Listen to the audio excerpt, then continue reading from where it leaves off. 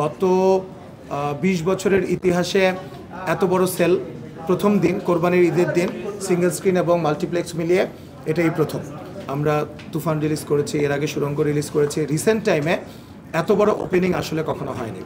না, as I said, আমরা আসলে শো সংখ্যা বাড়া কমা আমাদের হাতে না, দর্শকের হাতে। সো দর্শক চাহিদা অনুযায়ী বাড়ে কমে এটা। তো আপনাদেরকে যে ইনফরমেশনটি দিলাম, আমার ক্যামেরা ছিল না তখন, সেটা হচ্ছে স্টার সিনেপ্লেক্সে একদিনের ব্যবধানে আজকে 48টা শো বেড়ে হয়েছে। এবং আপনাদেরকে আমি বলেছি এটা 60-70-রেও চলে যেতে পারে, কারণ তাণ্ডবের জন্য দর্শক টিকেটের জন্য এত বেগ পেতে হচ্ছে। সো ন্যাচারালি মাল্টিপ্লেক্সগুলো শো একটার পর একটা বাড়াচ্ছে।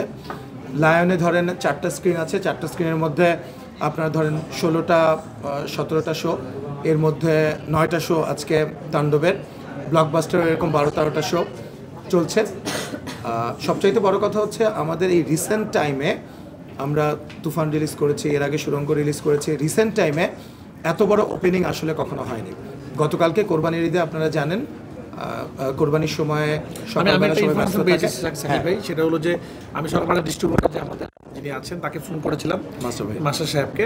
উনি আমাকে ইনফরমেশন দিল যে কালকে এবং আজকে সকালবেলা যে সেল হয়েছে, এক্স্যাক্টলি বাংলাদেশে কোনো সিনেমা এই সেল কোনোদিন হয় নাই। তো এটা আপনি গত কয়েক বছর আমার কাছেও সকালবেলা এসছে, যখন রিপোর্টগুলো আসলো, আপনার সব সিঙ্গেল স্ক্রিন মিলিয়ে 133টা হলে যে আছে, আপনি সব মিলিয়ে যদি বলেন, এটা গত 20 বছরের ইতিহাসে এত বড় সেল প্রথম দিন কোরবানির ঈদের দিন সিঙ্গেল স্ক্রিন এবং মাল্টিপ্লেক্স মিলিয়ে এটাই প্রথম।